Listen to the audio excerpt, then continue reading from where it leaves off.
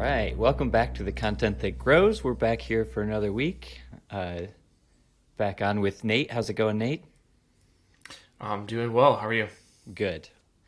So this week I wanted to talk about something that we see on calls, and I've experienced this anywhere I've ever been at some point in the SEO journey, especially when you're starting out, which is, what does it mean if you're starting to see organic traffic growth, or maybe you've seen organic traffic growth for a while, Yeah.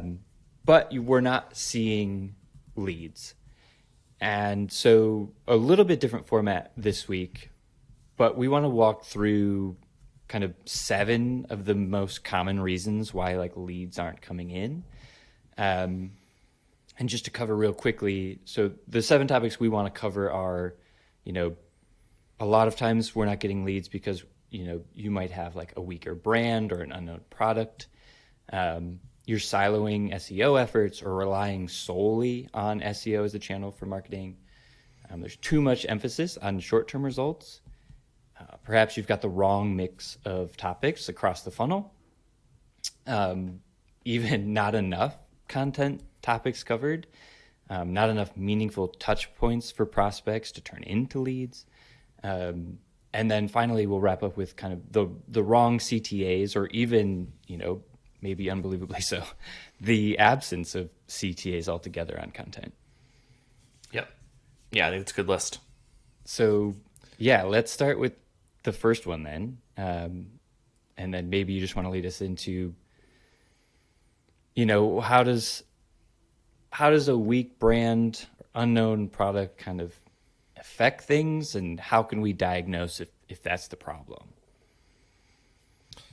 Yeah, I mean, I think if you were to illustrate this point for yourself and just sort of think objectively about any of your experiences sort of researching and buying, so even like on the consumer side, if you have sort of come across an option like Nike shoes, Nike, the brand, quality, you've quite likely owned a product from them in the past.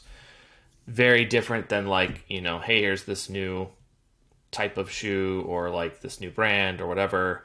And we've obviously seen certain ones with, Allbirds and On Cloud, and a number of shoes that sort of popped up in the recent history. But to point is like there's naturally going to be more friction for you in the product that you don't know as much about. You want to dig in, you want to learn a little bit more, you want to understand more, potentially going to read reviews a bit more, things like that. And so I think it does apply very similarly here, where when you're just not as well known, you maybe don't have reviews at all, or maybe only a few reviews on like review sites, or just people haven't heard of you from others. Like there's just a lot of that stuff that just naturally makes it more difficult. So you could be crushing it with organic traffic, but outside of that, you have to realize it's not just traffic, click, convert, over and over and over. There is a buying journey, and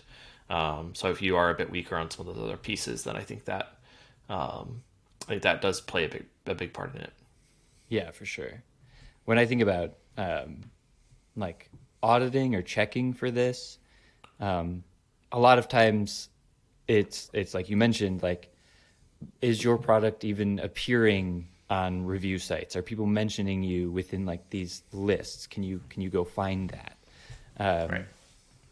If you want to do a quick search to see if you have a strong brand, or if your brand is growing, you can do something as simple as like going on Google Search Console and seeing like, do people, when they find our website, are they searching our brand? And is that query growing over time?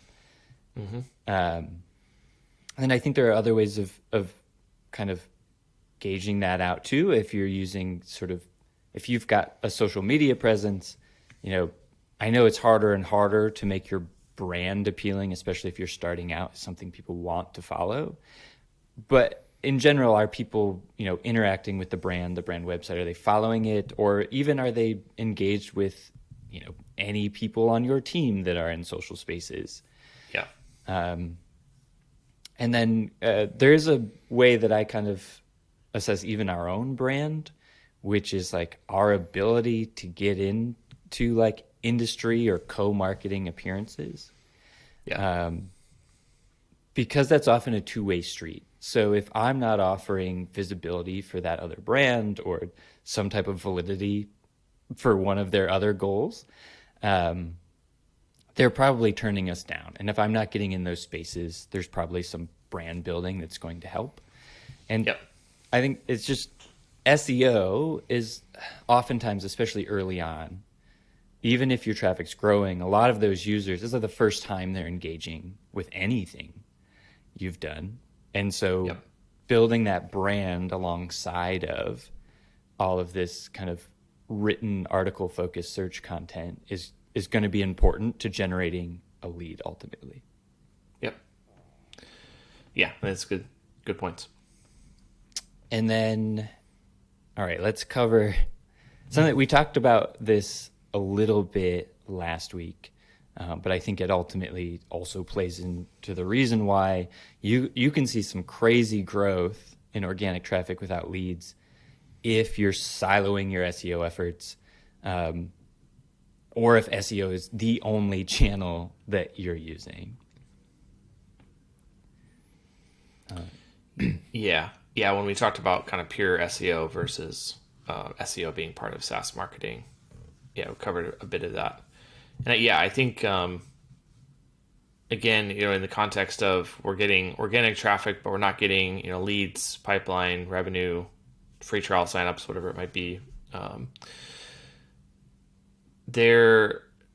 you think about like if you're siloing SEO efforts, then you still kind of lack that connective tissue. There's, again, I think a lot of these things that we're going to talk about today are probably going to come back to like just being empathetic to the buying journey, because again, it's not just I got the organic traffic, they came, they clicked, they signed up, and there's, I think along the buyer journey, people also want to like understand more about what you know and your perspective and how your product works and what you're an authority on and some of those things. And so other types of content, or at least having better connectivity between content that's optimized for search and other content, really does kind of enable that path for people to learn more, explore, understand your perspective,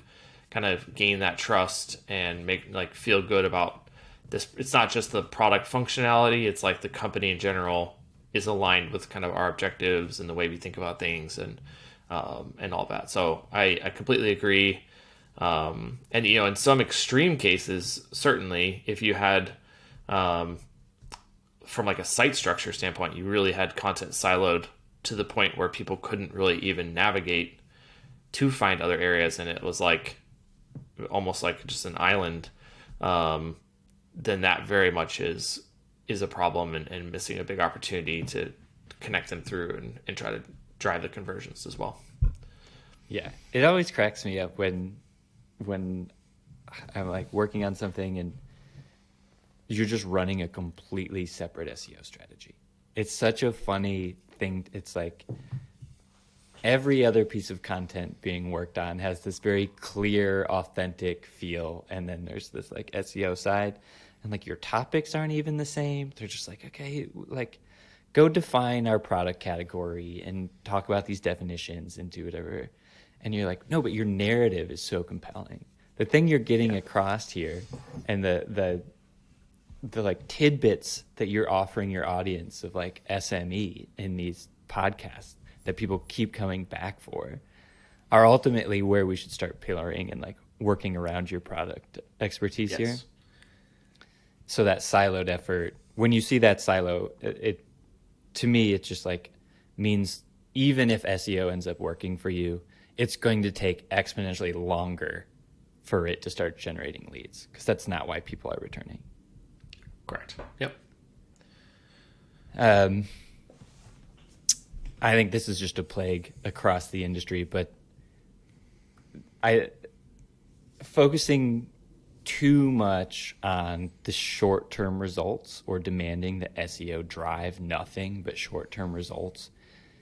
And maybe this is like non-intuitive, but is kind of one of the easiest ways to not generate leads with your SEO efforts. So wondering if, like, what your opinion is on that. Yeah, I mean, I think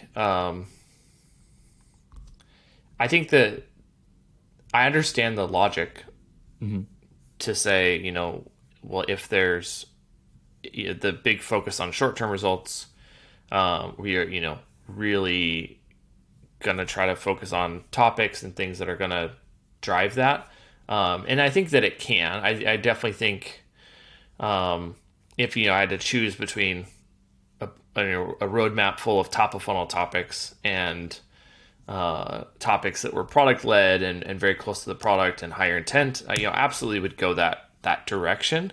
But I think that it kind of gets into like the local maximum concept where like you can do that, but ultimately, you know, there's going to be only so far you can go. Like, yes, they're typically lower search volume topics. That's fine. Sometimes you find a gem that has a lot of search volume that's, you know, significantly more than what's reported in a tool, and that all works well. But to really kind of continue to have sustainable growth and, you know, be in a program where you're consistently hitting the performance targets and driving pipeline and driving revenue, you're going to have that balance of the long term and the short term to be able to build the awareness, build your own audience, like build the footprint much bigger that can ultimately lead to more conversions instead of just trying to hammer out more and more and more in that short term view. So that's how I interpret this, but I'd love to kind of hear a bit more about your thoughts on it as well. Yeah, no, I think that's exactly right. Like it's striking the balance, or having any type of balance at all. I think it makes a lot of sense early on to make sure you've kind of got this netting kind of built in to capture demand around bottom of the funnel and middle of the funnel, and even having some, like, you know, branded content. You know, feel free to announce that new feature and like hype that up. But a lot of times it's like that's built there without this like long-term focus, and people forget that there's a mechanism by which like your top of funnel topics also drive interest and people into some of that middle of the funnel and bottom, which sort of helps drive that long-term and short-term balance and like help them kind of weave that narrative.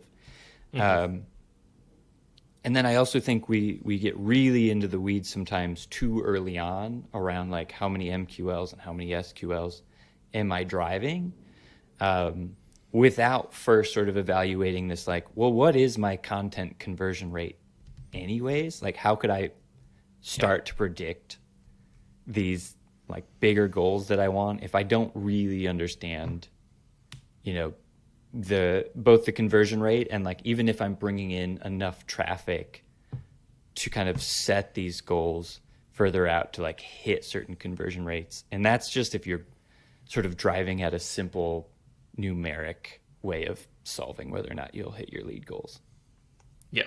Does that make sense? Yeah, absolutely. And I think that definitely comes into play a lot more in bigger programs. So maybe you are, you know, 6 or even 7 figures a month in organic traffic, and you do generate a lot of leads, but you just need to figure out more. And I think that definitely becomes an even bigger piece. But since you're talking about like conversion rate stuff, I mentioned local maximum. Like, I guess I wanted to just kind of circle back and round that out a little bit. Like that there, you know, if you think about like A/B testing, and for anyone that's done that, like there's sort of the concept of like a local maximum and a global maximum. And like, there are a lot of tests that you can run that are maybe considered like low-hanging fruit or something, where it's going to be, you know, a button color or, you know, a little bit of like a variation on how the top of the page is laid out, or, you know, removing a top nav, on a landing page or social proof, different kinds of social proof. Like there's a lot of things you can do, and those are good tests. But a lot of times they have there's only so much impact they can make, which would be the local maximum, and then really where you get into like the larger impact is not by looking at a page and deciding what you want to test, or even looking at data and deciding you want to test, but digging deep into like the psychology of your customer and deeply understanding where the value is being had with your product and what jobs to be done and all of that really helps you understand fundamentally how do I shape that landing page or buying process or sign up flow, onboarding, any of that to better fit that. And that's what really kind of opens up the global maximum. Like you can have step level change and have significant impact. And I think that's what applies here is there are definitely things you can do, and there's some obvious topics and pieces of content you can create, but really the larger growth and the larger lever for more conversions from your content comes down to some of these bigger pieces, and like I said, very similar, understanding the psychology, understanding jobs to be done, where the value is, all of that, in building a larger balanced program around all of that. Yeah, no, absolutely. I think this is sort of an aside, but just recently, like talking to more customers and also having, a salesperson on board who's talking to prospects consistently, really has changed the framework for jobs to be done, and like the ability to generate leads or like form your other pages and like the way you use words. Because if I had to just use like SEO keywords out of a tool that I thought like, oh yeah, this makes sense, or like this is a problem I like can imagine our prospects have, and then to have someone come back who says, no, they're over here talking about this topic, like right. they've got these problems, and you're like, I never would have imagined a pillar around that, and now it makes total sense to me that that's their actual objective. But right, anyways, that's an aside. But yeah, it's a good addition for sure. Okay, this gets into, well, it kind of transitions nicely.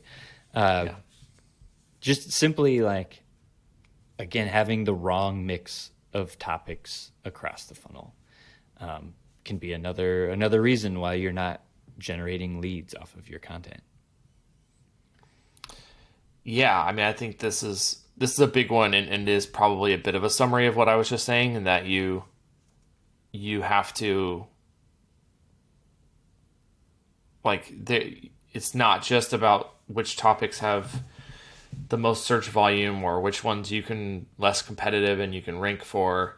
We talk about this all the time with clients and prospects, is like we need to identify the topics that are going to bring people, whether they're converting right then or not, they need to be the right people, that they're ICP, and it's, whether it's now or in 6 months, it's the kind of person who is going to be a good fit for the product. And so I think this is probably one of the most prevalent reasons why people have a good amount of organic traffic and they don't have the conversions and like business impact that they're looking for, is that they've attacked a lot of topics that have great traffic, they rank, and it's awesome. But at the end of the day, if you just, again, sort of just be very objective about it, I don't think that the context of why someone would be coming to your site for that content does not get them any closer to being a prospect for your company. Yeah, I mean, I think like one of the best ways to solve this is just kind of like audit the content for leaky buckets. Pretty routinely in the industry, we call it a gap analysis, but it's just kind of like figuring out like what stages of your funnel have you solved for? Are you missing some of those bottom of the funnel pieces? Or do you need to move further up funnel because you've squeezed out the bottom and middle? Yep. And you're just going to sort of evaluate that as your content program grows. I think this is one of the most important ones to get right, Otherwise, you start to run strategies like you'll see a lot of content agencies run, which is basically like throw everything at the search engine algorithm and just like build mountains and mountains of content. And essentially you're saying like, if I have 10 million in organic monthly traffic, like how could I miss? Sure. And that's kind of like a very expensive way to approach content marketing. Yeah. Yeah, I agree.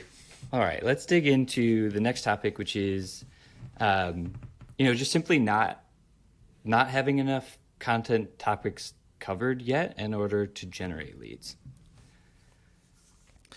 Yeah, I think there's some natural reasons for this. Obviously, if you're an earlier stage company building things up, that's logical. You're early on, you just don't have as much built, and you will over time. But, there's, I think, some other things to consider for companies when you might be getting organic traffic, but you're not getting leads. There's one thing comes to mind is a client I had when I was consulting prior to starting 10 Speed, and worked with them for a short period of time, but they had a good amount of content, maybe 40, 50 posts, but there was a substantial number of those that were kind of like all on basically the same topic, just like slight variations. It wasn't like, well-rounded topic cluster or anything. It just was sort of like, felt like a lot of content saying the same thing. And so, when you distill that down and, say you're to kind of consolidate some of those into like one or two topics, it really was like, hey, you really only have like 10 or 12 posts on your site. You're not really giving someone that comes in, you're not giving them much breadth. And then obviously, you want to have a lot of ways people can find you, especially tied to pain points and maybe like second order questions, and covering like having it tied to your product and just, again, sort of jobs to be done idea, I think makes a big impact. So yeah, when there's just not enough content, I think that people have fewer ways to find you that can lead to conversions, but also for those who are finding you, just might not feel like a very fulfilling experience. You kind of want someone to land there and be like, oh my gosh, they get me. Like, this is the mother lode of content that's exactly what I've been looking for, that solves so many of my problems. And I think, that all kind of helps lead towards the ultimately becoming a customer. So I think those are a few things that come to mind for me. Yeah, I kind of view it as like there's just a minimum threshold. We don't exactly know what that threshold is, but we have to provide some type of like full thought out kind of beginning and ending to each. I don't know. I almost call them like curriculums of education that you're putting up on your website. And does someone feel like they can get that entire I don't know, like the entire of all the learnings they need to about that topic, or at least enough that, to your point, it's like when it feels like it gets you and it meets you like where you're at, or like in your time and place or industry of career wise, you're more likely to even like bookmark it, right? It's that resource you're going to save time and time again. So then that's when you start to see that SEO and searchability starts to like ramp up and exponentially impact your company. Yep, I agree. And then the other part, and this sort of goes along with like not having enough content topics, is certainly just not having enough meaningful touch points for your prospects. Yeah, I mean, I think there's yes, it does sort of build on that, I think, in that you like organic search is one way, and then I think maybe you've experienced it yourself in some way where like you hear from someone or you see something mentioned in a Slack community, but then you also see in a list or a sponsorship somewhere, or webinar guest or something, and then you search for something you're trying to figure out and come across something and you go, oh my gosh, this is that same company that I heard about, or I saw in that webinar. And obviously the order happens in all kinds of variations, but all of those I think build on each other. And then similarly, like the part that ties a lot to not having enough topics is, if you're kind of in different sessions looking for different things and you keep coming across the same company across multiple searches, then I think that also kind of builds into that like multiple touch points, kind of like moving them along the journey. And so I think it's kind of a testament to multiple topics, and it's a testament to understanding that it is a journey that takes time, and there's multiple touch points. And then, I'll let you chime in on this first, but it also kind of a testament to the next part we're going to talk about as well, which is CTAs. So I think it's definitely a big one that ties in a lot to how you get more of the conversions and business impact from organic traffic. I think for me, when I think about multiple touch points as well, it's like a mixture of, what you're talking about, which is like just being seen all over the place. And like the better you are in some ways starts to make we see all the time, like attribution problems and measurement problems and things like that. But like the better you are at marketing, like you're naturally now creating this like question mark around in spite of or because of. But that kind of means it's working, we can't tell, but they're hitting all of these different things. And that's what it takes. I can't tell you the number of companies I know about because I ran into them 3 or 4 times. A lot of times it is that in podcasts or on social. And then I noticed that I pinged off of 3 or 4 of their blog posts. And now all of a sudden I'm like, oh, I'm really like, this company seems up on it and like they're doing cool work. And then the other part of it is like, sometimes SEO for me is like one way you're getting some in front of someone, right? And then you're moving them, and like the next natural touch points just being like even possibly your company landing pages or something. And like, are those even built to convert? Did that say what you wanted it to say? Because a lot of times, it's a thing to make fun of home pages and feature pages and all of that. But like those are another meaningful touch point. And so like if your SEO is really good and, your other content marketing efforts are all sort of circulating and you're seeing this growth, but then they hit your landing pages and it's a total mess and they can't interpret it. Like it's another reason why your leads aren't growing. Yeah, absolutely. Yeah, I think that, there's definitely the need for that. And that, again, sort of supports the last topic about it's not pure SEO. It's the SaaS marketing, brand, product marketing, conversion, and SEO. And so that's very, product marketing becomes a much bigger play in homepage and feature page services, any of that stuff. So a very important point to have that tied together. And I agree that it's certainly can be a factor as well in terms of not getting those conversions that you're looking for. And then, all right, finally, we made it to the wrong CTAs or the absence of CTAs being relatively prevalent on especially blog content. Yeah, and I don't want to go at length on this one because I know we've talked about it a decent amount in other episodes and stuff, but it's in this context, it's definitely relevant and can't be missed. So I would say sometimes this is like the easiest and most obvious thing, when you come in and see someone that has a good amount of organic traffic, but they're just not getting the leads and business impact that they're looking for. That is often tied to this exact thing, which is wrong CTAs or the absence of CTAs. And so wrong CTAs being like, hey, all we do is just put, start your free trial CTA on everything.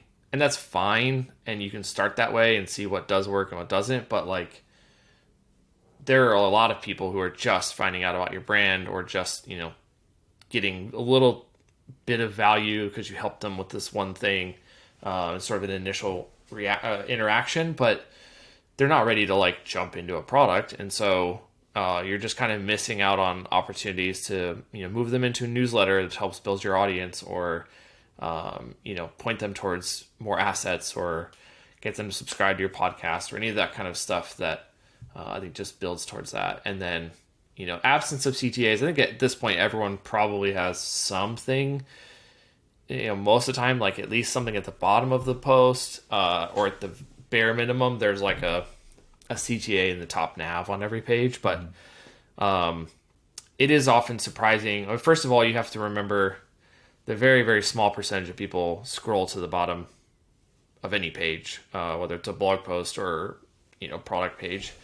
So you're just automatically lowering your conversion chances by, 70 to 95% by only having something at the bottom. And so, understanding scroll depth and kind of putting things there, and then you're just making things that are inline, text-based, visual, like there's a lot of ways to add that in. So I think it's a really big one. And, if I were to say anyone listening to this podcast episode right now, of all the things we've talked about, like that, I would jump into that one first. Make sure you've covered it well, just because you have the traffic, start with the CTAs. And there's, I think a lot of important and meaningful things we've covered in these 7 areas, but start there, because sometimes that can just be a pretty quick change you can make to have a good impact. Yeah, for sure. Yeah, I'm super bullish on kind of nurture-based CTAs. Obviously, I want people to sign up for free trials and like demos and things like that. But I also really want to move people from what is kind of a passive marketing activity, which is them coming in through a search engine, into like the ability to email them and kind of get direct access to them when I have something else of value to share with them. Yeah.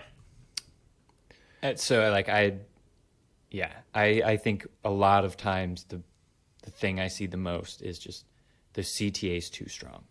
It's just, you're just asking, strong's not the right word. The CTA is like too demanding for the stage you're at. Yeah. So you're really always selling it. Like you said, it's always at the bottom.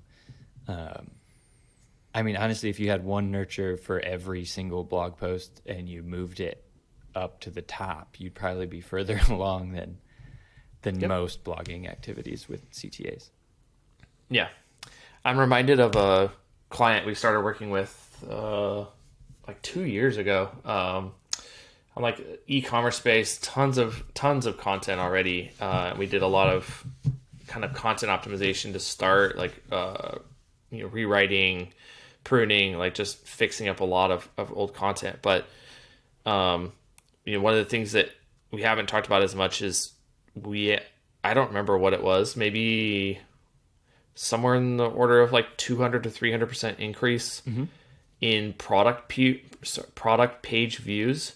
It's on our results page. You can go look at it. Yeah. Simply by putting CTAs to like relevant products based on the topics in the post. And then obviously, that's not the end goal, just to have product page views. But the trickle down was there, and there was additional conversions and additional revenue and some really solid results. But it started with just saying, hey, already have traffic coming to this post on this topic.